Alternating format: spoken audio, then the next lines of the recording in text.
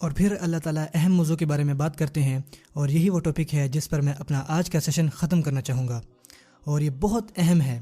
اس سے پہلے 3 آیات روز آخرت کے بارے میں تھیں، اب ہیں والذین هم لفروجہم حافظون الا علی ازواجہم او ما ملکت ایمانہم فانہم غیر ملومین فمن ابتغى وراء ذلک فاولئک هم العادون۔ پھر سے 3 آیات کسی ایک موضوع پر۔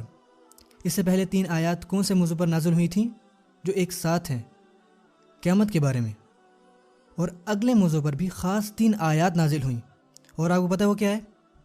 بے حیائی، ان لوگوں کے بارے میں جو اپنی شرمگاہوں کی حفاظت کرتے ہیں۔ ہم اس وقت تقریباً سب سے بے حیا دور میں جی رہے ہیں، ایسے دور میں جہاں بے حیائی پورن ویڈیوز آپ کو ہر جگہ میسر ہیں، ہر جگہ۔ ایک ایسے دور میں جہاں pornography industry multi trillion dollar industry ہے، جس کا صرف ایک ہی ایجنڈا ہے، ایک ہی پوائنٹ ہے کہ آپ میں سے ہر کوئی اس میں دلچسپی لے، ہر مرد عورت بچہ اس چیز کو دیکھے، اور وہ امید کرتے ہیں کہ آپ اس کے عادی بنیں تاکہ ان کے کاروبار میں مزید اضافہ ہو جائے۔ اور اس فحاشی کا نتیجہ یہ ہے کہ لوگ انسانیت سے گر کر جانور بنتے جا رہے ہیں، جنسی جانور۔ اور بدقسمتی سے آپ میں سے کچھ لوگ ان چیزوں کو دیکھنے کے عادی ہو چکے ہیں، ان کو بار بار دیکھتے ہیں اور ان کو اپنے موبائل میں سیو کرتے ہیں، اور آپ ان کو برا نہیں سمجھتے اور اپنے آپ کو جسٹیفائی کرتے ہیں۔ بعض اوقات آپ کو برائی کا احساس ہوتا ہے، لیکن پھر بھی آپ وہ چیز دوبارہ دیکھتے ہیں اور سوچتے ہیں کہ یار کم از کم میں کسی کو نقصان تو نہیں پہنچا رہا نا، کسی کے ساتھ تو نہیں کر رہا، میں تو بس دیکھ رہا ہوں، اٹس اوکے۔ آپ کو پتہ ہے آپ کے ساتھ کیا ہو رہا ہے؟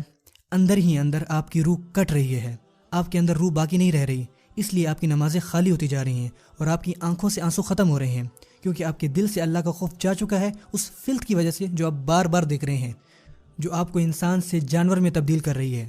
یہاں تک کہ آپ کی نظر جب آپ کے پاس سے کوئی عورت گزرتی ہے تو وہ آپ کو انسان نہیں لگتی، وہ آپ کو گوشت کا ٹکڑا لگتا ہے جس پہ جانور جھپٹتے ہیں۔ آپ کو نہیں لگتا کہ وہ کوئی انسان ہے جو عزت ڈیزرو کرتا ہے۔ آپ ہر کسی کو دیکھتے ہو اور ہر چیز کو دیکھتے ہو، بڑی مشکل سے آپ اپنی نظروں کو نیچے کرتے ہو، چاہے آپ سب وے پر ہو یا کیمپس میں ہو یا کام پر ہو یا سڑک پر ہو۔ یہاں تک کہ آپ کو کوئی بل بورڈ نظر آ جائے، آپ 1 نہیں 2 نہیں 3 بار دیکھو گے۔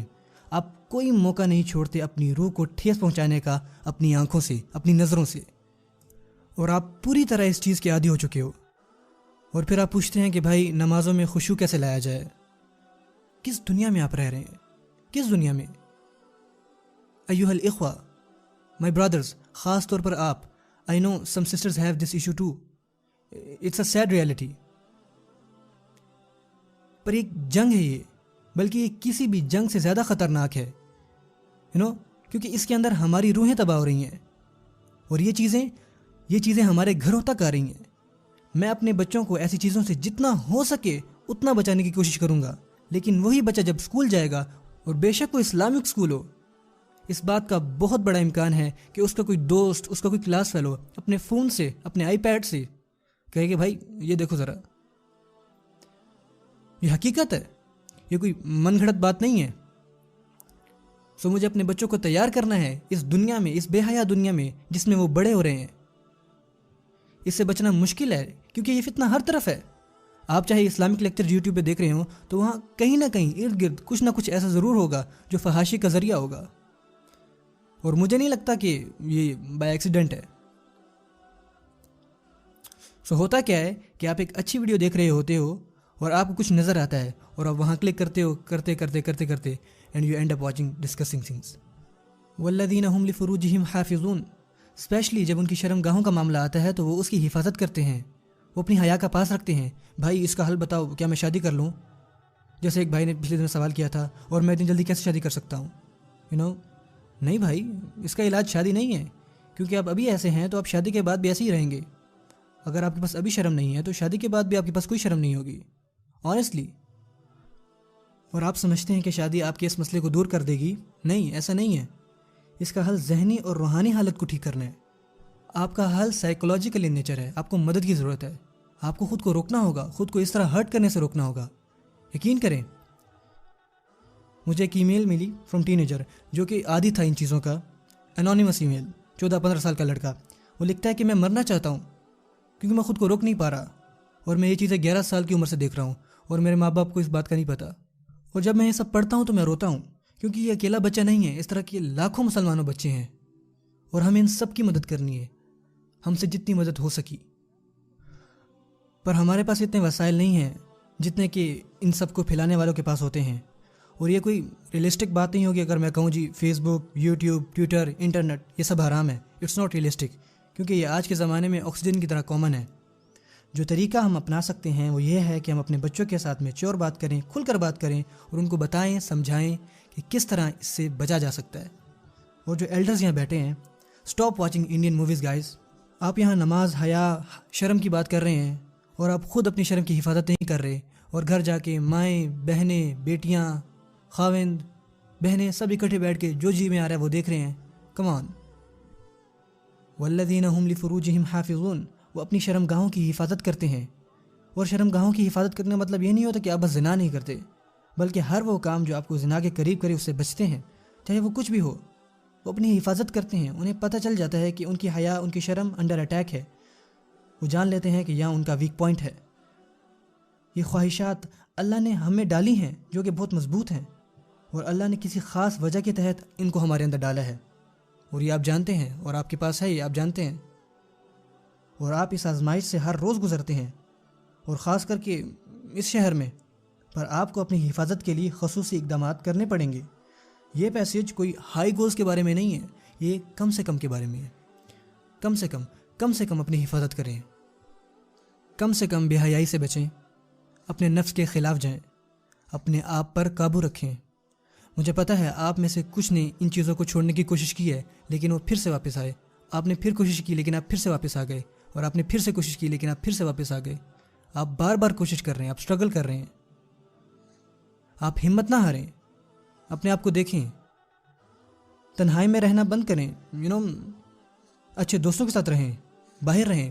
اگر آپ نے پڑھنا ہے تو کہیں اور پڑھیں، لائبریری جا کے پڑھیں. وہاں پڑھیں جہاں لوگ ہوں، کیونکہ جب آپ اکیلے ہوتے ہو شیطان آپ کو گھیر لیتا ہے. اور اگر اللہ کا خوف نہیں تو لوگوں کا خوف کام آ جائے گا.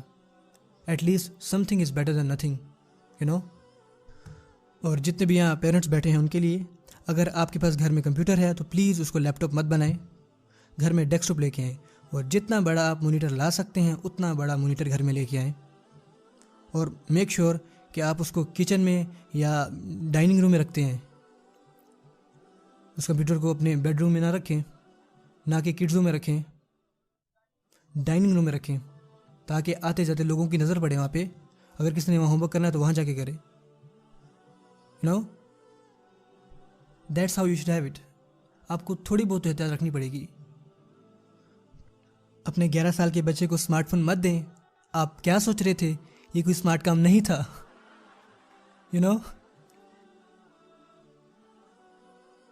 سیریسلی میں کیا دیکھتا ہوں 5ویں کلاس کے بچے کے پاس آئی فون 5. میرے پاس نہیں آئی فون 5 وتھ 4G.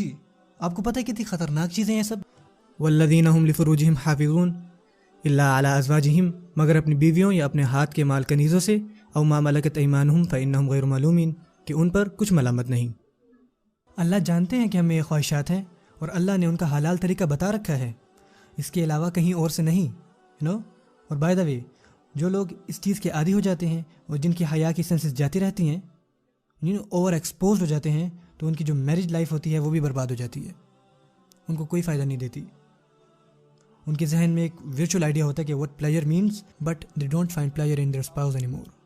اور پھر نیا فتنہ گھروں میں آ جاتا ہے، نئے مسئلے جو کہ گھر کے گھر تباہ کر دیتے ہیں مسلمان گھرانے. اور ایسا ہو رہا ہے. سو اللہ ان لوگوں کی یہاں بات کرتے ہیں کہ جو نماز ادا کرتے ہیں، اور وہ فرما رہے ہیں کہ میں ان کا یہاں ذکر کر رہا ہوں کیونکہ یہ موصوف ہیں المصلین.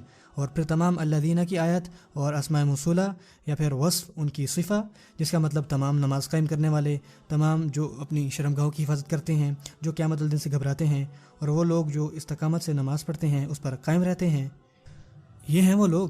فمن ابتغى وراء ذلك فاولئک هم العادون. اور جو لوگ ان کے سوا اور کے خواستگار ہوں وہ حد سے نکل جانے والے ہیں. This is an act of aggression. یہاں پہ عدو مینشن کیا گیا ہے. عدو یعنی کہ عادن سے عدو، عاد یعدو.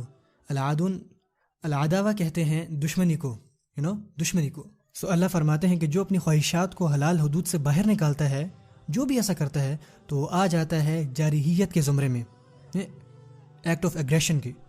پر سوال آتا ہے کہ ایگریشن کس کے خلاف؟ کیونکہ جب آپ کہتے ہیں کہ دشمن تو آپ پوچھتے ہیں کہ دشمن کس کے خلاف اور اللہ نے یہاں پہ مفعول مینشن نہیں کیا، کوئی جار مجرور نہیں کیا، تو اس کا مطلب یہ ہے کہ وہ خود کے دشمن ہیں، اپنی فیملی کے دشمن ہیں، یہاں تک کہ اللہ کے احکامات کے بھی دشمن ہیں. جو سب سے قیمتی چیز ہمارے پاس ہے وہ ہے ہمارے دل، اور بے حیائی قلب کو برباد کر دیتی ہے. اور سب سے اہم چیز جو ہے وہ ہے ہمارا ایمان، اور یہ بے حیا چیزیں ایمان کو تباہ و برباد کر دیتی ہیں. خود کے ساتھ ایسا مت ہونے دیں. اور میں اس بارے میں صرف بات کر سکتا ہوں. میں آپ کو کچھ بھی کرنے سے روک نہیں سکتا، اور کوئی بھی نہیں آپ کو روک سکتا. آپ نے اپنی مدد خود کرنی ہے، اپنے آپ کو خود قابو کرنا ہے. آپ کو یہ فیصلہ کرنا ہے کہ میرا ایمان زیادہ اہم ہے کہ نہیں، میری نماز کچھ معنی رکھتی ہے میرے لیے یا نہیں.